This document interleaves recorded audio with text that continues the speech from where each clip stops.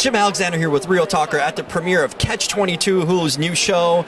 Stay tuned for my interviews with the cast and crew as they walk the red carpet, so stay tuned. A lot coming on the way. I never lie, I promise.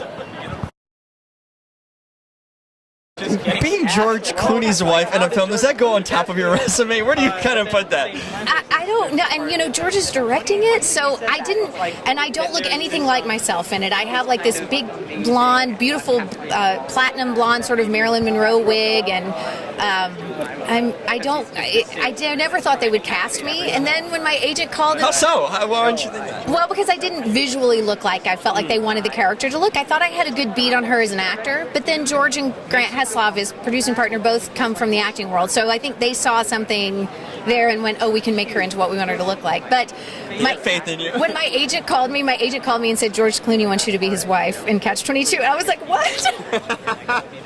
It's a very surreal... pinch me moment, It's right? a very surreal moment, yeah. Wow. Yeah. What was it like going back into this era with the costuming and the set? This is something we grew up in school hearing about, and everything. Our grandparents. My grandfather was in World War II in we France. all have and family yeah. members that have endured this, but then how lifelike does it feel to be on a set and see this whole surrounding of this? So my first shooting day on set, I mean, first of all, the men are all in period uniforms, 1940s uniforms, but I'm a girl, so like I get to be in like the 40s fashion, which is fantastic. Nice. My very first day on set was the military parade, and not only was our full cast on set, but there were at least 100 extras on set in military uniforms.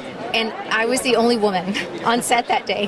How does that feel then? It's very conspicuous and odd. I mean, it's just the time period, it's what that is. But I walked on set and everybody was like talking and everything got quiet. And I walked all the way across and the Italian extras were washing and somebody whistled and I was like, okay, this is what this feels like. Noted. So it was a really surreal experience. You're surrounded by the 1940s all the time. We had B-52 bombers from World War II that were flying, that they flew. One of them they flew from here. It's a big production when they're bringing out the... insane. They drove me to base camp the first day and we're driving by all the planes, and it was really surreal and wonderful and immersive. Yeah. Any favorite memory, either on set, off set? I know you guys were in Italy, so that's something that would be in your mind. But anything that stood out to you that you kind of maybe learned or gonna remember going forward? It was very important to George what the tone on the set was, and Chris Abbott, our number one, was such a generous and kind number one. And I have my own opinions about like the tone trickling down from the top down, and George just reinforced every single one of them. And I'm really grateful for that. Like I went, yes, this is how it can be. It can be wonderful and exciting, and we can all do great work, and it can be a good, fun place to come to work. And that sometimes comes from the number one all the way down. So we had great leaders on our set, and I'm really grateful for that. It's fitting in general, kind of on and off. Yeah, for sure. Also, Italy, I mean, you're on location. What was that like? Changing, because sometimes, you know, in film we pretend that there's a different location, but what was it like actually being there on location? How did it affect you? Well, being on location in Italy in something set in the 1940s is very different than America, because the Pantheon is still standing in Rome. So there were period-specific places that we were that they didn't have to build. I mean, they were just structures still standing from the 40s. There's no substitute for that. And my character drops in and out of the story, so I also had a lot of downtime in Italy, and it was gorgeous. I mean, it was just, I feel like it was just a dream job. It was just one of those lucky moments in life. Yeah. Living the dream, tonight's evidence. Can't wait to see it. Thank you so much. I can't wait to see it either. I haven't seen it yet. Oh, well, there you go. I know. I'm stoked. Have a great pleasure, Jim Alexander. What is it like? What sort of approach do you do when you pitch a movie? What was it with this one? What is your first go-to thing that you sell a movie like this to a Hulu or? Normally we don't go to sell it until we already have it developed. So when we have the scripts and we have the actors and we have the director and everybody's involved already, right? So then the network has a better idea of what it is that we're selling, right? They know more than just what the idea is. They know who's involved and who's doing what. So that was the case here. I mean, the first step in my role as executive producer in TV is always to find an idea I love. And then you take the idea you love and you try to turn it into a great script, you know, working with writers, and in this case, Luke Davis and David Michaud. And then once you have a great script, you send it to actors or directors. And in this case, I sent it to George Clooney, and was fortunate enough that he didn't only want to direct it, he also wanted to act in it, which was not a bad phone call to get, you know. Jim Alexander. Hey, how's it going? I'm guessing. This feels to me like this would be like almost like a college reunion for a lot of you guys coming together. Completely like a college reunion. Last time we were all together, we were on the other side of the world in the Mediterranean, and now we're here in California, and we're all together, and it is absurd, and I love doing this. This is amazing, but all of us, like, we're doing this, but we can't wait to get back there and just hug each other because we are obsessed with each other. It's absurd. I've never experienced anything like this in my career. What were some of these bonding things that you guys did out there that really brought you together to have this strong bond? I don't know. I mean, they stuck us on this island. They stuck us on this resort, on this island together, a bunch of actors, 10 of us. And you would think that could be recipe for disaster, but for some reason, we were all just having this sort of really heightened experience of shooting this amazing project together. And I think that that's really what brought us together. That's awesome. Anything for you? Like I always, I ask kind of everyone. You know, when you do a historical film, you're going back and doing things that we learned in school about. Like being in that moment, having the costumes, being on set. How real did it feel that you were in that era, and what sort of feelings do you get? So I'll tell you, it was a little scary because I was born in 1991. So I don't have a lot of experience of what it was like to live in the 40s. But Jenny Egan is our costume designer, and she put us in real stuff like that these soldiers wore, and they put us in real planes that were flown in World War II, and that does have to work for you. I mean, we were sort of hi, I love you. I'm so happy. I can't stand with both you and not touch you. It's good to see you. The love is I wish you real. told me you were going to wear blue, though. I'm glad we did it. I'm pretty pissed. I'm pissed. All right, hey. Love is real. It's real. It's so real. So you said the costume designer kind of, she was. Yeah, I mean, putting us in those authentic costumes and putting us in those amazing planes, it did have to work for you. It made you feel like you were there. So it was a special thing. Anything you learned from George, kind of being around the thing?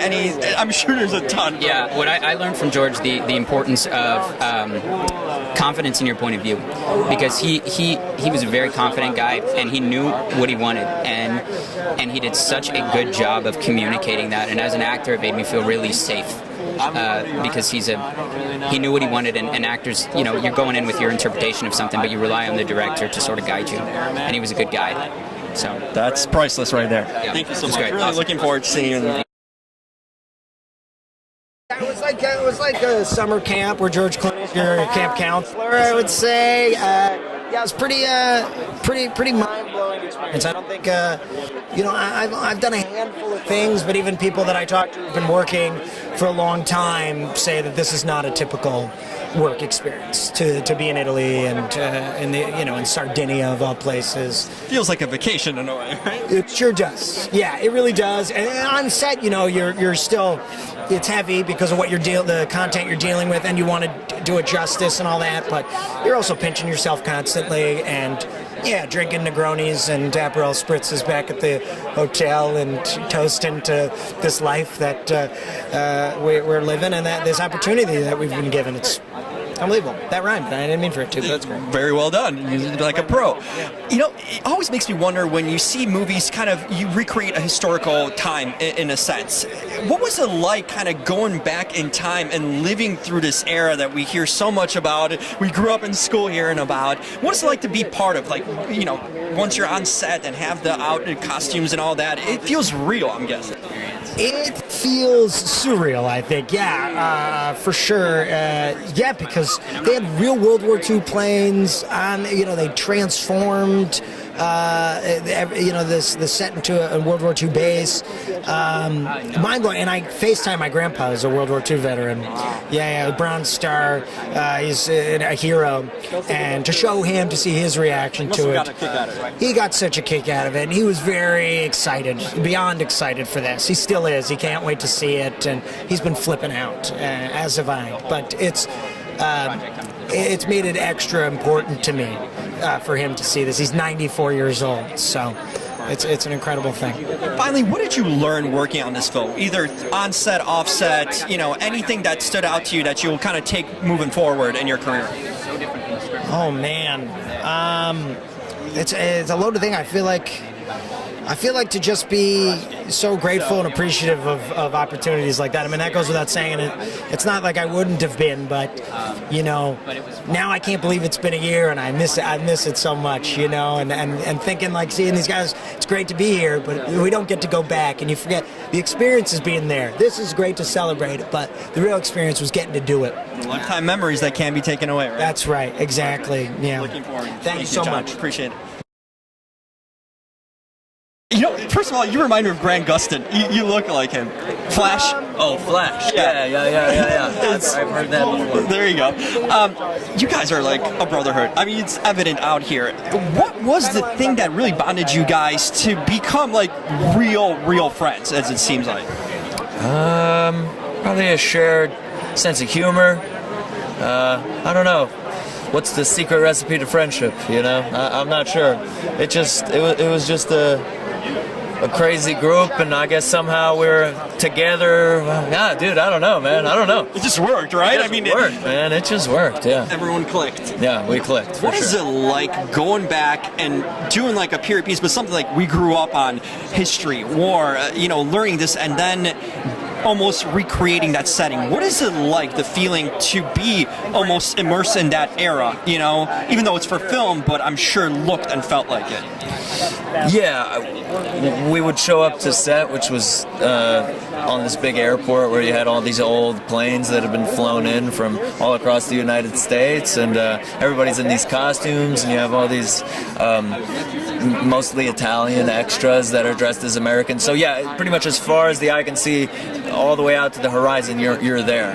As for the historical significance, you feel a serious sense of responsibility and gravity, because while this is a dark comedy, this is a serious conflict that happened not so long ago, and we have gotten to the point where there are no more survivors of that conflict, and nobody to tell us firsthand how bad it really was. So I think it's important that we don't forget. Perfect. Couldn't say any better. Really appreciate it. Nice to meet you, man.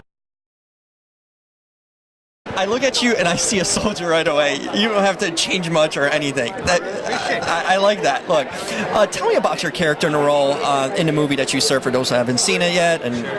Well, I play Chaplain Albert Taylor Tapman. I'm a chaplain from Wisconsin. I'm over there to sort of be a guiding moral force, a spiritual leader to these young guys. Unfortunately, pretty soon after I get there, I've got some questions of my own about the absurdity and everything that's going on, and maybe some doubts about how well I'm going to be able to take care of my duties. Some mystery there. Ever been to Wisconsin? Familiar with that area? Yeah, I have. Racine is a lovely place. To my people in Racine, and Milwaukee, of course, There you go. I'm familiar. I'm from Midwest, right around there. What is one, I'm sure there's a lot of memories, but what is something that stood out to you working on this film? Either offset, onset, any interaction, something that kind of stuck with you? So I have a scene where I have to jump off a cliff. Yassarian and I jump off a cliff, and I was anxious about that from the start. I can imagine. And when we get there, I know I'm going to be the one to jump off the cliff, and we train for it, and that cliff jumping scene gets pushed a little bit. So then we get up to the cliff jumping scene, and it gets pushed again. And we get up to it again, and it gets pushed again, and it gets pushed and pushed and pushed till the very last day of shoot. Terrifying, but we did it.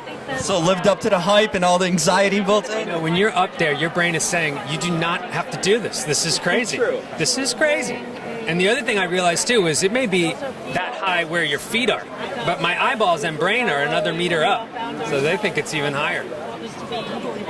What is it like working with a young cast, but also you have the veterans, George and Dad? What is that dynamic? What was it like on set? I think it's really funny. I was thinking about this on my way over, and I sort of would trope one way or the other. So if I was with the young guys, I would start to feel really young and hip and cool. You're kind of like in the military. Right. And I would sort of think of myself as one of the young guys. And every now and again, I'd have to snap out and be like, no, those guys are really young. I'm just kind of pretending to be. And then with the old guys, the same thing. I'd be like, I'm a pro. I've been here for years. I've been doing this forever, It's what we do, right, guys? Sort of be an old guy with the old guys and a young guy with the young guys. But it was a blast from start to finish. Is there something that you really learned on this film that you will take with you going forward, like an experience or advice, anything that you got out of it that really stuck with you? I think just how important it is for everyone to be on the same page about the story we want to tell and how we want to tell it. I think that's always, the more clear you can be about that from go, the better it's going to be for everyone involved.